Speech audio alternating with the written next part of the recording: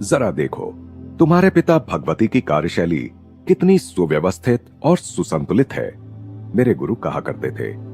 श्रीरामपुर आश्रम में जब मैं पहली बार आया था, उसके थोड़े ही दिनों बाद लाहिड़ी महाशय के इन दो शिष्यों की आपस में भेंट हुई थी। पिताजी और गुरुदेव एक दूसरे के प्रशंसक थे। दोनों ने ही मजबूत आध्यात्मिकता की नींव पर अपने सुंदर आध्यात्मिक जीवन का निर्माण किया था, जिसका युग युगांतर में भी लय नहीं हो सकता।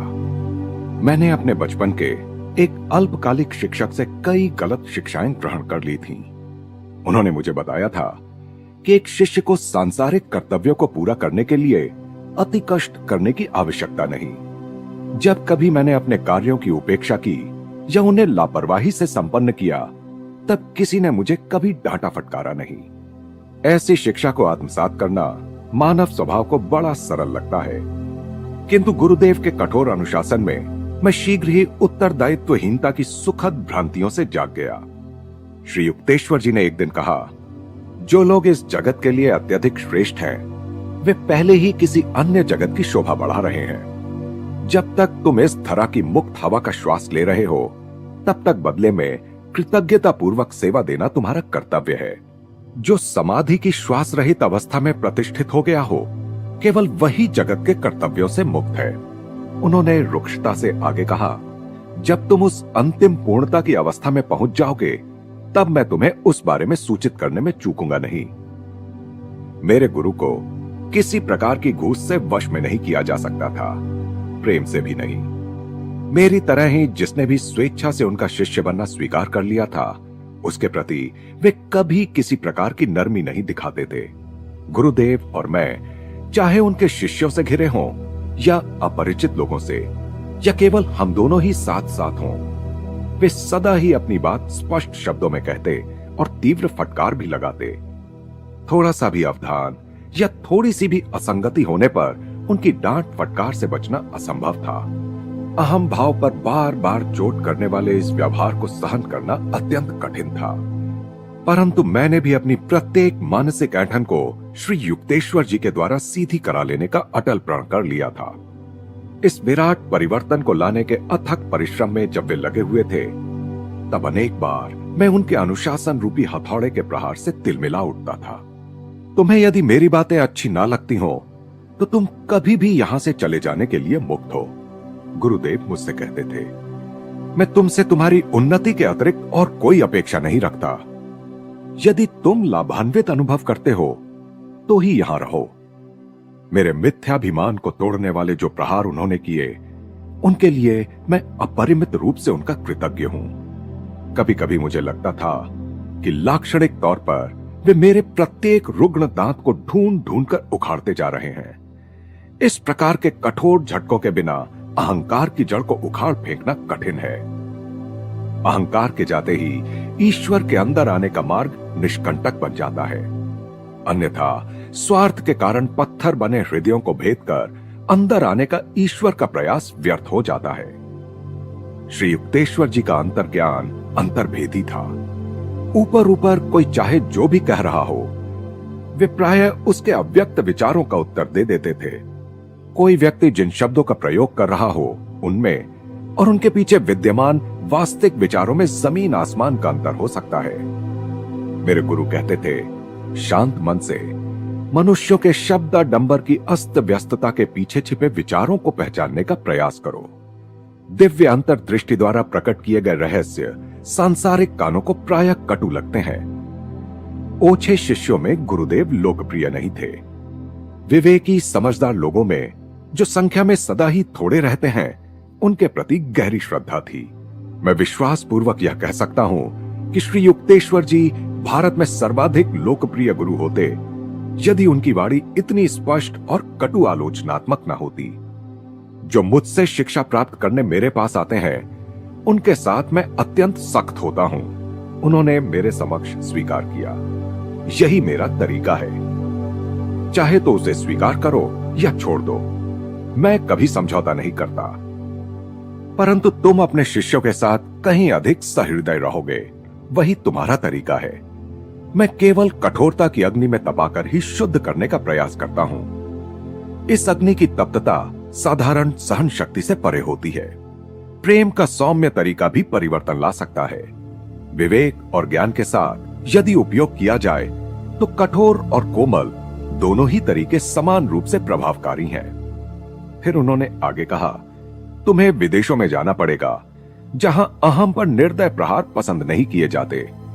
वहां के लोगों के अनुरूप धैर्य और सहनशीलता के पर्याप्त भंडार के बिना कोई गुरु पाश्चात्य जगत में भारत के संदेश का प्रचार प्रसार नहीं कर सकता।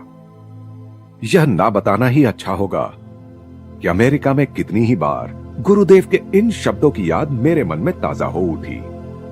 मेरे गुरु के अत्यंत स्पष्ट बोलने के कारण इस पृथ्वी पर उनके जीवन काल में बड़ी संख्या में उनके शिष्य तो नहीं बने, परंतु उनकी शिक्षाओं का अध्ययन और उनका अभ्यास करने वाले सच्चे शिष्यों की निरंतर बढ़ती संख्या के माध्यम से उनका ज्ञान आज भी विश्व में जीवित है।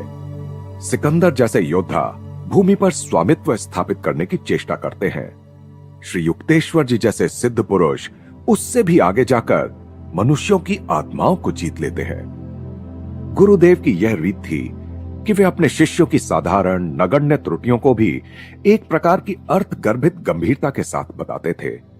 एक दिन श्री युक्तेश्वर जी का दर्शन करने मेरे पिताजी श्रीरामपुर आए। पिताजी को संभवतः यह आशा थी कि उन्हें मेरी प्रशंसा सुनने को मिलेगी। मेरी त्रुटियों का लंबा वर्णन सुनकर वे स्तब्ध रह गए। वे तेजी से मुझसे मिलने आए। तुम्हारे गुरु की बातें सुनकर तो मुझे लगता है कि तुम पूरे चौपट हो गए हो। पिताजी की अवस्था हंसने और रोने के बीच की थी। इस अवसर पर श्री युक्तेश्वर जी के मुझ पर कोप का एकमात्र कारण यह था कि मैं उनके सौम्य संकेत की ओर कोई ध्यान न देकर एक व्यक्ति को अध्यात्म मार्ग पर लाने का प्रयत्न कर रहा था। संतप्त होकर मैं तेजी से गुरुदेव के पास जा पहुंचा। मुझे देखते ही उन्होंने अपनी दृष्टि नीची कर ली, जैसे अपने अपराध का उन्हें बोध हो। यह एकमात्र अवसर था जब मैंने उस दिव्य सिंह को अपने सामने विवश पाया। मैंने उस अनूठे क्षण का पूरा लाभ उठाया। गुरुदेव, आपने मेरे विस्मय चकित पिताजी के सामने मेरी इतनी निर्दय आलोचना क्यों की? क्या यह उचित था? मैं फिर कभी ऐसा नहीं करूंगा। श्री युक्तेश्वर जी के स्वर में क्षमा याचना थी। मैं तत्काल निरस्त हो गया। उस महान पुरुष ने कितनी तत्परता से अपनी भूल स्वीकार कर ली। उसके बाद उन्होंने फिर कभी पिताजी की मन शांति तो भंग नहीं की, परंतु जहां चाहे जब चाहे मेरी अच्छी खासी खबर लेना उन्होंने जारी रखा। श्री युक्तेश्वर जी के साथ नए शिष्य भी कई बार दूसरों की सांगोपांग आलोचना करने लगते, जैसे गुरु के समान ही ज्ञानी निर्दोष विवेक की मूर्तियां हों। परंतु जो आक्रमण करता है उसे अपने बचाव की भी पुरजोर व्यवस्था रखनी चाहिए। गुरुदेव ने जैसे ही उन पर छिद्रान्वेषी शिष्यों पर अपने विश्लेषणात्मक कर्कश से कुछ एक तीर सबके सामने चला दिए, सबके सब रॉकेट के समान वहां से भाग निकले। उन भगौड़ों पर प्रतिक्रिया व्यक्त करते हुए श्री युक्तेश्वर जी विनोद पूर्वक कहते थे, आलोचना के हल्के से स्पर्श से भी बिदक जाने वाली संवेदनशील आंतरिक दुर्बलताएं शरीर के उन रोगग्रस्त अंगों के समान है जो जरा सा हाथ लगाने से ही झटका मारकर पीछे हट जाते हैं। अनेक शिष्यों के मन में गुरु के बारे में एक पूर्व निर्धारित कल्पना होती है, जिसके आधार पर वे गुरु के शब्दों और कार्यों को आंकते हैं। ऐसे लोगों को प्रायः यह शिकायत रहती थी कि वे श्री युक्तेश्वर जी को समझ नहीं पाए और ना ही तुम ईश्वर को समझते हो। एक अवसर पर मैं बरस पड़ा। तुम यदि एक संत को समझ पाते तो स्वयं संत बन जाते। सृष्टि के अरबों रहस्यों का भेद हम जान नहीं पाए। यहां तक कि प्रतिक्षण हम जिस हवा का श्वास लेते हैं वह हवा भी हमारे लिए अगम्य है। तब भी क्या कोई यह सोचने का साहस करे कि एक सिद्ध पुरुष के अथाह स्वभाव का ज्ञान उसे तत्क्षण हो जाए? अनेकों शिष्य आते रहे और सामान्यतः जाते रहे। जो आसान मार्ग चाहते थे, जिसमें उन्हें आते ही सहानुभूति मिले और उनके गुणों की सुखद सराहना हो, उन्हें श्रीरामपुर आश्रम में निराशा ही हाथ लगती थी।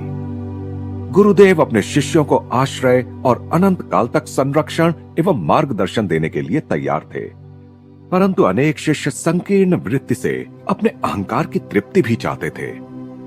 विनम्रता की अपेक्षा जीवन की असंख्य अवमाननाओं का वर्णन करके वे आश्रम छोड़कर चले गए।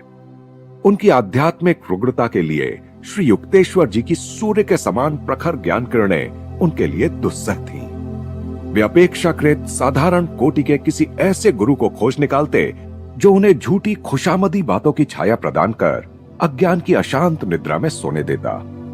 गुरुदेव के साथ आरंभ में कुछ महीनों तक मुझे उनकी फटकार का सदा भय लगा रहता था, परंतु शीघ्र ही मेरी समझ में आ गया कि उनकी यह शाब्दिक चीरफाड़ केवल उन्हीं लोगों पर की जाती थी जिन्होंने मेरे समान ही उनके अनुशासन की मांग की थी। यदि कोई मर्माहत शिष्य प्रतिवाद करता तो श्री युक्तेश्वर जी उसका तनिक भी बुरा न मानते हुए मौन हो जाते थे। उनके शब्दों में कभी भी क्रोध नहीं होता था, बल्कि ज्ञान की अलिप्तता होती थी। गुरुदेव की फटकारों की दिशा कभी आगंतुकों की ओर नहीं होती थी। उनके दोष स्पष्टतः प्रकट हो रहे हो तब भी उनके बारे में वे शायद ही कभी कुछ कहते, परंतु जो शिष्य उनसे शिक्षा प्राप्त करना चाहते थे उनके प्रति श्री युक्तेश्वर जी अपना उत्तरदायित्व गंभीरता से लेते थे। वह गुरु सचमुच बड़ा साहसी है जो अहंकार लिप्त मानवता की अशुद्धियों से भरपूर कच्ची धातु को रूपांतरित करने का कार्य हाथ में लेता है। माया में किंकर्तव्य विमूढ़ हुए संसार में लड़खड़ाते नेत्रहीन लोगों के प्रति करुणा में ही संत का साहस अधिष्ठित होता है। जब मैंने अपने आंतरिक रोष को छोड़ दिया तब मैंने देखा कि मुझे मिलने वाली प्रताड़नाओं में स्पष्ट कमी आई। अत्यंत सूक्ष्म प्रकार से गुरुदेव मेरे प्रति अपेक्षाकृत थोड़े नरम हो गए थे। धीरे धीरे मैंने मानसिक तर्क वितर्क तथा अवचेतन निग्रहों की वह प्रत्येक दीवार ढहा दी जिसके पीछे मानव व्यक्तित्व आड़ लेता है। इसका पुरस्कार मुझे यह मिला कि अपने गुरु के साथ अनायास ही मेरा तालमेल बैठ गया। तभी मैंने जाना कि वे दूसरों पर विश्वास करते हैं, उनका ख्याल रखते हैं और मन ही मन प्रेम करते हैं, परंतु स्नेह का एक शब्द भी कभी उनके मुख से नहीं निकला। भावों को प्रकट करना उनके स्वभाव में नहीं था। मेरा अपना स्वभाव मुख्यतः भक्ति प्रवण है, पूर्ण ज्ञान की प्रतिमूर्ति, किंतु प्रत्यक्ष रूप से भक्ति शून्य दिखाई पड़ने वाले अपने गुरु को कठोर आध्यात्मिक गणित की भाषा में बातें करते देखकर मैं शुरू शुरू में व्याकुल हो उठता था, परंतु ज्यों-ज्यों उनके स्वभाव के साथ मेरा तालमेल बैठता गया त्यों-त्यों मैंने अनुभव किया कि ईश्वर के प्रति मेरी भक्ति में किसी प्रकार की कमी आने के बदले वृद्धि ही होती गई। आत्म साक्षात्कारी गुरु अपने विभिन्न शिष्यों का उनकी प्रकृतियों के झुकाव के अनुसार मार्गदर्शन करने में पूर्ण समर्थ होते हैं। श्री युक्तेश्वर जी के साथ मेरा संबंध कुछ ऐसा था कि उसमें शब्दों का प्रयोग बहुत कम होता था और फिर भी आंतरिक स्तर पर धारा प्रवाह संवाद चलता रहता था।